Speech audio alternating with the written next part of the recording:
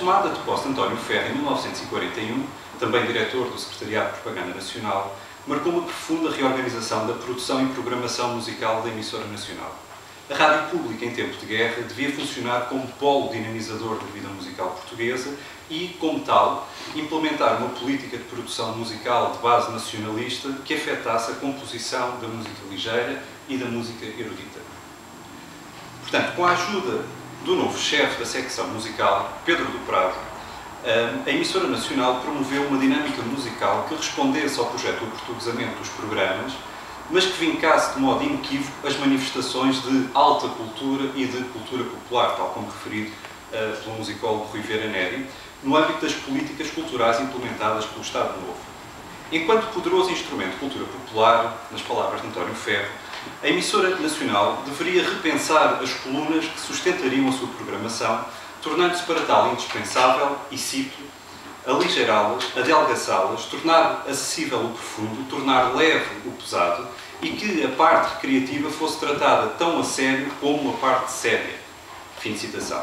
Tratar a sério o ligeiro implicava para o novo diretor da emissora nacional torná-lo mais, e passo a citar, torná-lo mais amável, rodeá-lo de todas as condições para que não deixe de cumprir o seu principal objetivo, distrair. Fim de citação. Tal como fizera no SPN, António Ferro desenvolveu várias estratégias de apoio à produção artística, promovendo concursos de composição, de instrumentistas, lançando novas orquestras, novos programas radiofónicos, parcerias institucionais, entre outros elementos. Uma das principais iniciativas neste projeto foi a fundação, em 1942, do Gabinete de Estudos Musicais.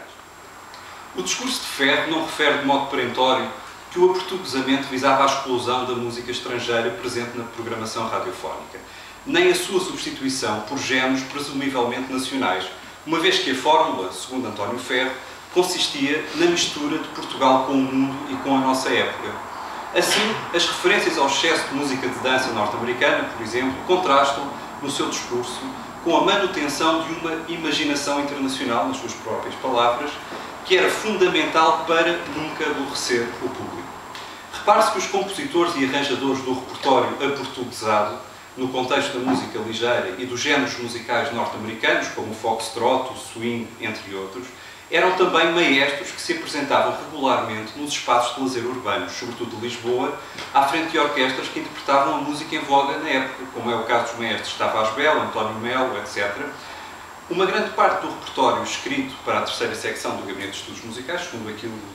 que resultou da minha investigação, e dedicada à música ligeira, era vocal, cerca de 51%, correspondendo o restante a instrumental vocal, cerca de 35%, e apenas instrumental, cerca de 14%. E destinava-se aos programas da Rádio do Estado, em particular aos programas de variedades e aos serões para trabalhadores e soldados. Do repertório vocal que constitui a maioria da produção, uma grande parte foi composto para quarteto vocal masculino ou feminino e para trio vocal. O elevado número de composições para grupos vocais explica-se, em parte, pelo sucesso que os duetos, trios e quartetos vocais desempenharam na radiodifusão europeia e norte-americana, como o caso das Boswell Sisters ou das Andrew Sisters, nos anos 30 e 40. A replicação deste modelo performativo, em particular grupos constituídos por irmãs, foi evidente em vários países, incluindo Portugal, com as Irmãs Santos, Irmãs Rei Martínez e Irmãs Meireles, estas últimas lançadas por António Ferro para uma significativa carreira internacional. Neste sentido, as vozes do aportuguesamento da música ligeira eram, maioritariamente, grupos vocais inspirados em modelos disseminados pelas indústrias transnacionais da música.